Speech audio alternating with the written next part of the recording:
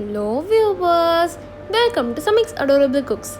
இன்றைக்கி நம்ம பார்க்க போகிறது சூப்பரான எஃபெக்டிவான கரி லீவ்ஸ் ஹேர் ஆயில். இப்போ வீடியோக்குள்ளே போகலாம் வாங்க. செய்முறை.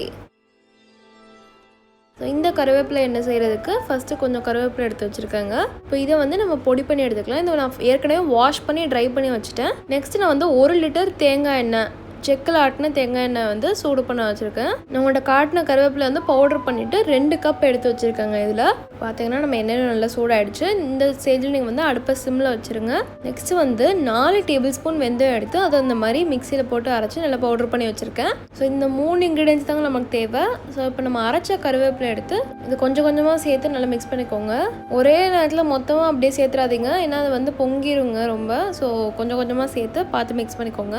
ஸோ இப்போ நீங்கள் ஃபுல்லத்தையும் சேர்த்தக்கப்புறமா இது கூட நம்ம அரைச்சி பொடி பண்ணி வச்சுருக்கிற வெந்தயத்தை சேர்த்துட்டு நல்லா மிக்ஸ் பண்ணிக்கலாம். நீங்கள் எண்ணெய் காய்ச்சும் போது நீங்கள் சிம்மில் வச்சே கிண்டுங்க, ஏன்னா நீங்கள் ஹை ஃப்ளேமில் வச்சிங்கன்னா சில நேரம் அது கரிஞ்சிரும். ஸோ பெனிஃபிட்ஸ்லாம் கிடைக்காது. ஸோ நீங்கள் சிம்மில் வச்சே கிண்டுங்க.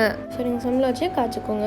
பாருங்கள், ஃபஸ்ட்டு இருந்ததுக்கும் இப்போது நல்ல வித்தியாசம் தெரியுது. இந்த கசடெலாம் நல்லா வெந்துருச்சு. பாருங்கள், இதோட ஸ்மெல் இப்போவே செம்மையாக இருக்குங்க. நல்ல ஸ்மெல் வருது, சூப்பராக இருக்குது ஸ்மெல்லு.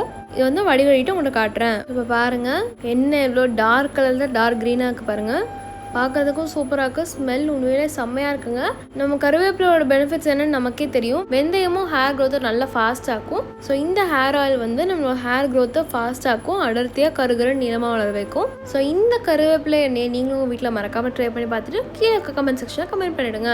ஸோ அவ்வளோதாங்க, நம்ம சூப்பரான எஃபெக்டிவான கருவேப்பிலை எண்ணெய் தயார்.